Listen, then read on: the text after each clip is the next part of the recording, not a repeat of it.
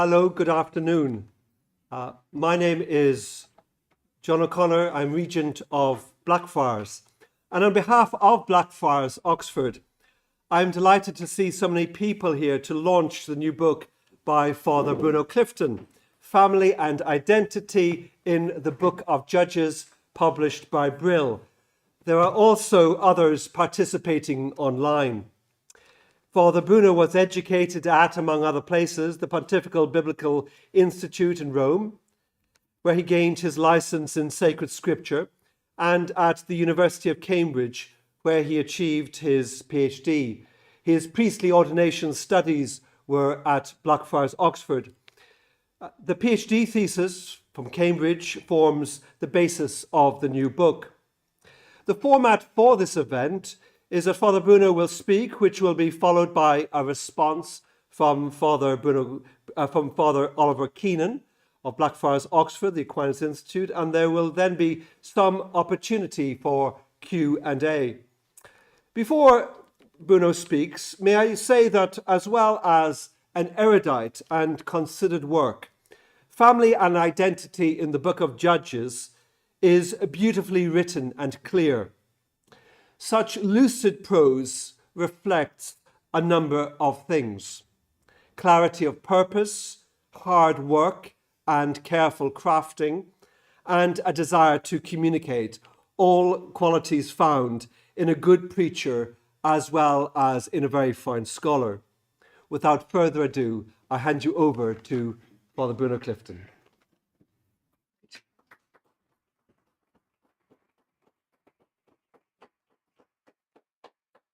Thanks very much. Thank you all for coming, particularly those joining online. And this will be, I think, available on the YouTube channel of the Aquinas Institute later to view. Just to draw your attention afterwards to sort of books, if after the talking you would like to have a look through the book, there's some, if you like, example copies here. But please do take a flyer away with you, because that will enable you to get a discount on it when you buy it. So it'll go from very expensive to just expensive. So there we are. So, family and identity then in the Book of Judges. Biblical scholarship has recently turned to what have been called realia behind the Hebrew Bible's stories. I'm thinking of the work of Israel Finkelstein in this last decade, particularly on the Book of Judges, and his work with Thomas Römer on the backgrounds to the the patriarchal narratives. Scholars seem prepared to concede that even if biblical narratives are no longer to be understood as historiography, but as traditional literature, that's a distinction that Erhard Bloom made only last week in a seminar. If they're no longer to be historiography, nevertheless, the social authority and indeed comprehensibility of these traditions relies on reference to, reflection on, and or interpretation of events and circumstances influential enough to shape a culture's memory. They need to be traditions about something, in other words, or someone, even if these references prove difficult to retrieve from the Bible itself. The Book of Judges is a rich source for these traditions, and thus a rich source for gleaning historical information. Judges contains a collection of stories from a variety of groups across ancient Israelite territory that address social issues arising from the customs and beliefs of the societies that told them. And we should expect nothing less from stories that proved so significant that they merited gathering into such an authoritative collection as the Hebrew Bible. In all this, scholarship tends to land on the reference, understanding its task to investigate the how and the why behind the texts. Scholars seek to propose solutions to problems of dissonance, tension, and contradictions of details within a narrative, to ask questions about the history hidden behind the stories, to use Finkelstein's phrase, to uncover the socio-religious contexts that gave rise to them, learning more about the people whose stories these are. But such research seems less focused on what made the stories meaningful for these people. And surely this is part of learning about the people themselves. It is readily accepted that the traditions within ancient literature are preserved because, to quote Thompson, they found echo and meaning in the lives of their possessors, end quote. but less often pursued is the source of the echo, the meaningfulness that ensured a story's preservation within a cultural canon. This lacuna is worth noting, considering that the predominant reason for remembering traditions to each other is not the transmission of historical information, but to represent meaning. This is not to bypass socio-historical inquiry. On the contrary, seeking for the echo source cannot exclude history, but must employ contextual data to understand the import biblical stories have. Literature achieves cultural significance and authority because it addresses its society's issues and reflects its hopes and desires, fears and dreams. So, understanding such literature demands knowledge of the context from which the stories arose and in which they circulated, drawing on research about the sociocultural milieu, historical background, and textual diachrony of the stories to allow the full dimensions of their meaningfulness to emerge. This is what my book hopes to contribute, a contextualization of Judges' stories to deepen understanding of meaning through appreciation of the societies in which they found purchase. So why might family and identity provide parameters for applying context to culture? Artifacts such as the Bible belong to and are expressive of particular groups who, by means of their cultural heritage, wish to distinguish and celebrate themselves in contrast to other groups with different cultures. Hence, literature that contributes to and is regarded as indicative of a culture speaks of how a community sees itself and wishes to present itself to the world. In other words, such literature speaks of identity, and in order to achieve its canonical place among a community's cultural classics, the figures depicted within the literature should reflect this identity. In this way, to investigate identity is to open a window into the literature's meaning and better appreciate its influence in the societies that claim it as their own. How might we recover this identity from the stories of Judges? Identity as a term is nebulous, and so a preparatory chapter in this book is a discussion of the concept and its heuristic utility. An important point arising from this discussion is that, in line with the interests of social anthropology, the identity in question is what is known as social identity, and not subjective introspection. In other words, I do not attempt to penetrate ancient Israelite psychology, but to understand how identity is manifested through relationships, experiences, and interactions. This is why, as a heuristic perspective, grasping identity's social influence allows the reading of the expectations, values, and issues at work in Judges. Social identity, then, surfaces in relating to others and both shapes and is shaped by who it is we are relating to. Identity is relational and contingent, and just as different identity commitments surface in different encounters, so the values and norms that govern interactions differ depending on the interlocutor. This is where family supplies the other analytical axis. It is almost a truism that the extended family in the ancient Near East is society's basic social unit. Elements in the stories of Judges reflect this consensus. A result of such prioritization, however, is a diversity of obligations governing a range of relationships. Identity, in other words, has double standards. Ancient societies often rely on behavioral obligations for governance, social cohesion, and security. A social evaluation of honor encourages adherence to the norms. It is a feature of these societies that the appropriate behavior rendered to an insider differs from less noble behavior tolerated towards those held at a greater distance. The corollary of an honor-sanctioned society structured around the family is that, in view of the double standards shown to friends, identity dictates what is appropriate and honorable behavior. If faced with an outsider, suspicion, distrust, and subterfuge is the order of the day. If dealing with an insider, then cooperation, security, and loyalty is demanded. The most basic insider group is the family. So this is where the two axes intersect. It should be apparent how such dynamics would produce issues ripe for cultural expression. Taking stock of family and identity allows ancient Israel's social concerns to become more visible, revealing stories that question social expectations, test the limits of prevailing value systems, and ponder the consequences of decision-making within an honor-sanctioned society. The drama is found in the cracks between behavioral ideals and the way people really are. So, what is the context? What are the social issues to which the stories of Judges respond? The book of Judges itself claims a setting delimited by the first appearance of Israel in the southern Levant, but before the development of a monarchy. External evidence suggests this means the late 13th century and the first reference to Israel in the region, I'm thinking of the Merempta stele, to the late 10th century BC, which is a cautious proposal for the initial development of a monarchic system.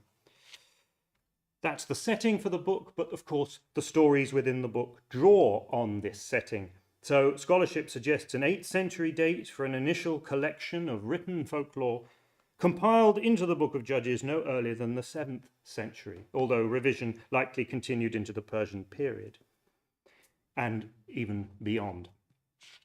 In archaeological terms, this means that Judges as synthetic narrative would count the present as Iron 2C and later, while the written collection of the traditions it incorporates would be early Iron 2B. The circulation of these traditions in oral transmission can only be said to predate this period. In view of their pre-monarchic setting, the memories captured by the traditions could be as late as Iron 2A, but probably reflect experiences reaching back into Iron 1 and possibly earlier. This, then, is the context. Israel in the late Bronze and early Iron Age appears as socio-politically decentralized, with a variety of polities occurring simultaneously, producing, as Brandon Bentz says, a, quote, dynamic of mixed constituency and identity, end quote. The limited social and geographical scope of each tale in Judges is consonant with this diversified sociopolitical landscape. Given identity's double standards, we can see how this fluctuating political situation could result in confusion over to whom obligations are owed and how values and honor are to be applied. The more fragmented political picture thrusts settlement and family priorities to the fore and suggests social milieu in which familial loyalties are more strongly felt. In such circumstances, we can imagine what the predominant social issues might be. Unifying leadership over diverse and fluctuating constituencies, the limits of insider groups and concerns about marriage and relationships across moving boundaries, the dilemmas of discerning who is an ally and who an enemy when polities overlap and disintegrate, the problem of recognizing friendly strangers in a world of shifting suspicions. All of these issues are tackled by the stories of Judges, and understanding them helps us understand why an ancient people might have found them inspiring. So, to conclude, those who think that the Bible is worth studying do so in implicit recognition of its continuing cultural and/or religious significance. Even considered apart from faith commitments, the influence of the Bible on Western culture is unrivaled. But for this reason, asking about the Bible's meaning can be a vague and emotive area because influence can run both ways. The place of the Bible within a community often steers interpretation within received limits that serve to reinforce the community's religious and cultural identity. Certain doctrinal commitments can be understood to require closing off particular avenues of reflection, and even an a priori exclusion of seemingly uncontrovertible historical, cultural, and contextual data. An intrinsic confessional caution towards scholarly conjecture may be expected, considering the need to distinguish and maintain an identity when it appears to be challenged. But a consequence of this caution can be that a leap is made from the Bible's pages to contemporary issues, perspectives, and meanings without recourse to the literature's own cultural setting or the history of its composition and reception. In other words, rather than appreciated as part of the meaning by those who claim its social and moral authority, the literature's richness can be painted over, a dilution that risks devaluing this very claim. On the other hand, interest in these texts exclusively as an object of historical evaluation may question why a scholar turns to the Bible in the first place. If the goal is simply the collection of historical data, then there are much better resources for exploring the reality of the Late Bronze and Iron Ages. The biblical literature is of interest to the historical project because of its cultural and religious significance, for which reason its study, to quote Ron Hendel, involves an interwoven method, turning from historical to literary to anthropological questions at each bend, end quote. Regarding only those questions of dating and historicity as academically interesting runs a similar risk to that of excluding them, namely devaluing the contribution biblical study can make to the very discussion for which it has been employed. Anyone who studies the Bible agrees that it is meaningful, even if only through complicity in the academic project. By putting the question of meaningfulness at the forefront of research practice, we can look past confessional anxieties of canonicity and historicity, while at the same time maintaining the religious and socio-cultural authority of the biblical text. What is offered in this volume is a starting point for building an understanding of Judges' meaningfulness that can be significant for contemporary readers while remaining faithful to the literature's own values and identity. Thank you for your attention.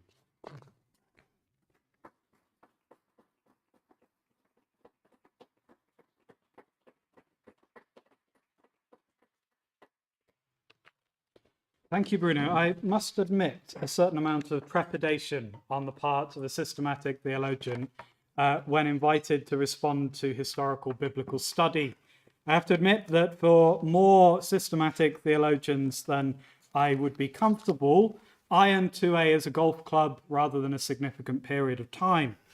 But there are obviously others who can comment, are more qualified than me to comment on the detail of Bruno's findings and on the interaction of his book with other scholarly literature.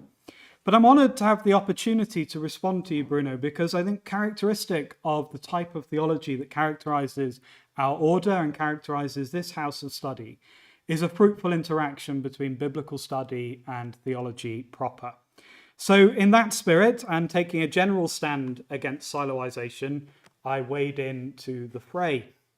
Now, the worst examples of contemporary systematic theology almost appear post-biblical. There's so little engagement with scriptural material that it seems that they've moved beyond biblical studies and simply see the role of biblical studies as delivering the fruits of exegesis for theology to get busy with. And that problem is even more acute when it comes to the Old Testament Hebrew Bible. More than one scholar has suggested that there's a kind of creedal problem with Christianity in that it reduces or tends to reduce the material of the Old Testament simply to the doctrine of creation and the doctrine of election. We don't engage extensively with the historical material that's provided, for instance, by the Deuteronomistic history.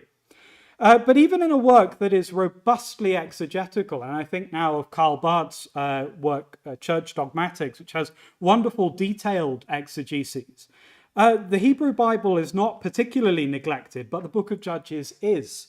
In 6 million words, Barth refers to the Book of Judges 25 times.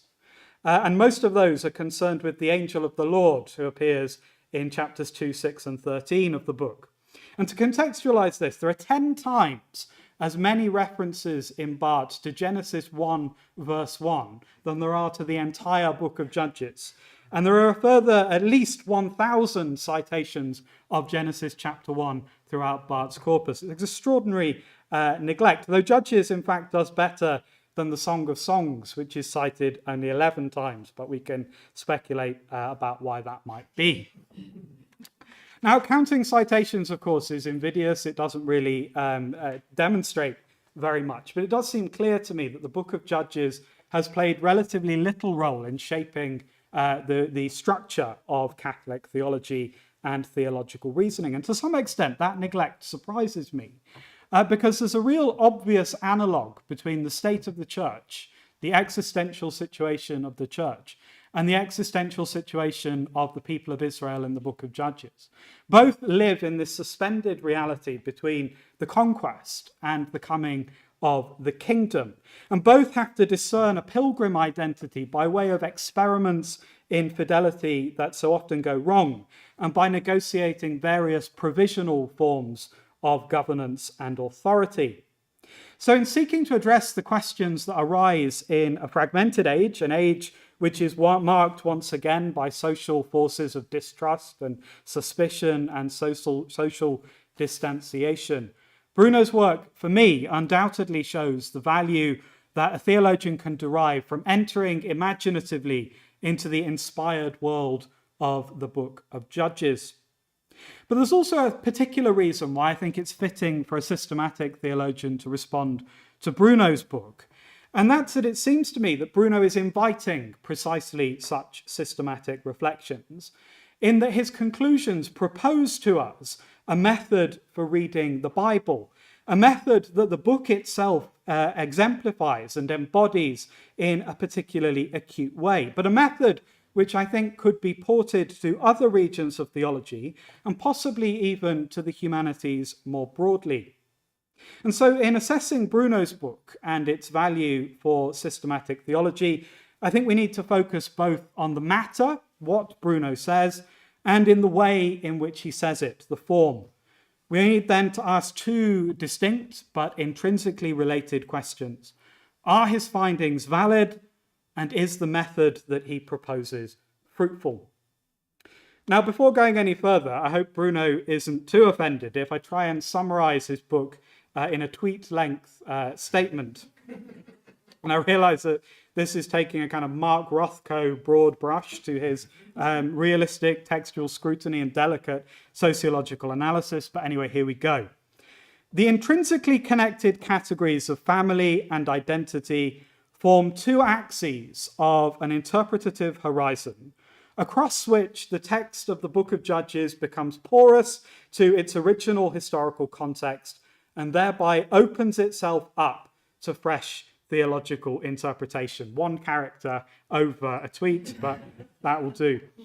And the argument of the book is divided into two phases to capture this. The first is the two chapters which are, if you like, methodological. One, focusing on the question of identity and its constitutive relations with narrative, communal memory, and even forgetting, the construction of ethnicity, and so on. And a second chapter which raises the question of the textual character of the book of Judges itself as it emerges from within the social imaginary of Israel in the late Bronze and Iron Age.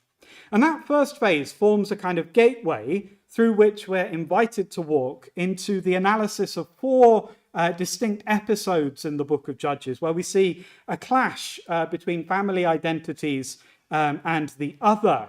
Particular stories recorded in the book of Judges, which are, if you like, test cases for the methodology which is being proposed. And as an instantiation of the method advocated in the first phase, I think the second phase amply attests to the fecundity of the method and its potential in unlocking new insight into these contested texts. And I suspect that it's that second phase of the book which will most interest scholars in Hebrew Bible. But as a systematician, it's the first phase, the methodological element. We're obsessed with method in systematics. That really captures my attention. And here I just want to make three observations and raise an unresolved question. So my first observation is that Bruno's work offers an exemplary respect for what we might call the textuality of the text. He has a profound attentiveness to the full range of textual operations as a literary product that emerges from a historical cultural moment that is itself only partially known. And the result of this is that Bruno is able to allow the text to speak not only on the level of the communication of information, but in registers of wisdom, imagination, and formation. So we find here not only the detailed attention to particular pericopes that characterizes historical critical exegesis, but a macroscopic attentiveness to the broad flow of the narrative of the Book of Judges, within which family and identity serves as a kind of Ariadne's thread through which to lead the reader to new insight and simultaneously hold the book together in a single but diverse literary product. And important here, I think, is Bruno's attentiveness to the editorial framing of this diverse material. With the help of a doctrine of inspiration, of course, we can extend that even further into an idea of nested frames, in which the editorial frame is itself framed by the work of the biblical canon, which is framed by the work of the Holy Spirit, who frames both our interpretation of the book of Judges and its inspiration. And particularly helpful here is Bruno's regard for the way in which Judges came to be constituted as a cultural classic. But the theologian isn't just concerned with how the text became a cultural classic, but rather with how it remains a classic. And here, I think the work of Father David Tracy is very useful in his book, The Analogical Imagination. A theological classic for David is not only a way in which a remote world is made accessible to us and exercises its authority over us, but a textual mode in which our finite, fragile identities are confronted and disturbed and disrupted by the radical alterity of a capacious text. To put it this way, Bruno's book makes the text of the Book of Judges transparent and porous to the realia that lie behind it. But the work that he invites, I think, a theologian like myself into is the task of rendering the reality in front of the book transparent to the text itself.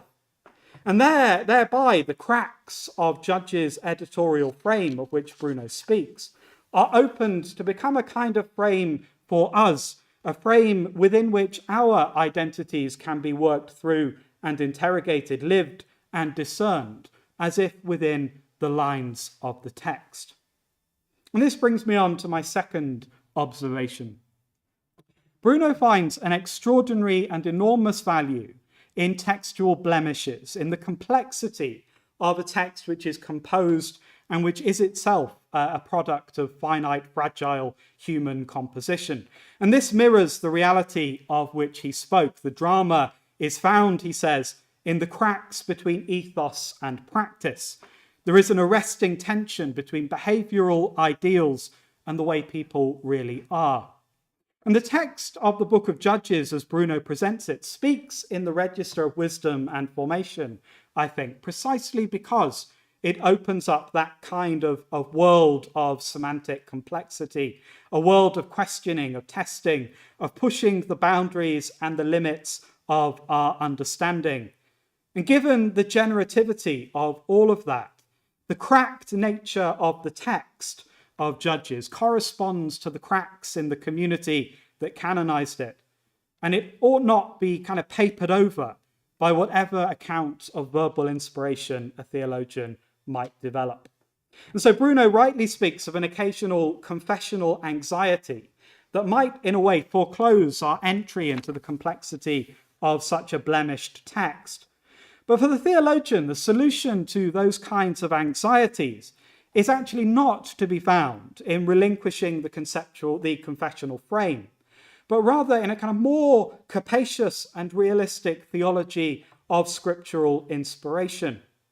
In other words, the solution to this confessional anxiety is not simply more history and less dogma, but more theology so that we can get at more of history. We can render more history accessible to the theological imagination. And so the historical mediation of revelation in and through the weave and warp of cracked human stories and their equally cracked textual manifestation posits a God who does more rather than a God who does less. And so my third observation could be summarized by observing that Bruno's invitations to reflection on identity are truth-sparing. To expand what I mean by that, let's just zoom out a little bit, because I opened with those two questions: are the findings valid, and is the method fruitful? And it seems to me that a key value of Bruno's book for a theologian is his refusal to separate those two questions. His systematic refusal to separate method from the Sache, the subject of the biblical text. Method is not to be defined simply in pragmatic terms of fruitfulness, but in terms of fidelity to the reality of the text itself. And so the controlling reality here is historical in its fullest, its deepest, and its broadest sense, and it can never be eliminated. As Bruno puts it towards the end of the book, meaningfulness sought for today must be based in its appeal to the society in which it gained currency. And the alterity of the text, which is so emphasized by David Tracy and others, is, if I read Bruno correctly, both guaranteed and controlled by the givenness of its historicity. And in today's theological climate, where many theological questions that were once framed in terms of truth are now framed in terms of identity, it's tempting and easy to argue denominationally rather than textually or doctrinally. But the account of identity that Bruno develops, it seems to me, is one that refuses the separation of truth and identity. Yes, our identities are shaped by our intelligent action and by the way in which we choose to live together. But they are just as much given to us, and if not more, influenced by the various givens of our life, not least the deliverances of history and culture. And so I finally come to the question upon which, with Bruno's help, I ponder. Although the horizon of interpretation that he opens up for us is formed by the two axes of family and identity, this is really only one horizon across which the book of Judges could be read, albeit one that Bruno argues convincingly has a determinative significance. After all, he says that the more fragmented political picture at that time thrust settlement and family priorities to the fore, since it brings about a social milieu in which familial loyalties are more strongly felt. In fact, so acutely felt that family comes to be the dominant locus by which identity is understood. And my question really is whether that axial pairing of identity and family is all that obvious in the context of today's political fragmentation.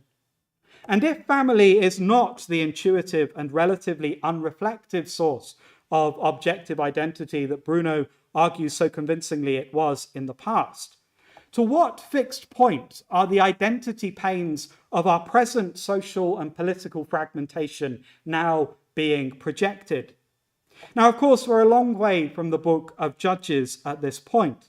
And my concern is not so much to suggest that decoupling of family and identity might make the book of Judges inaccessible, but rather to raise the constructive question of whether the dynamics that Bruno identifies in his work might help us to interrogate sites of contested identity today. Anyway, that's the thoughts of a theologian. Congratulations, Bruno. It's a fantastic achievement and a great contribution to the intellectual life of this hall and this priory. I can only say that I'm looking forward to your next book and to offering some further theological thoughts on it in due course. Congratulations. Thank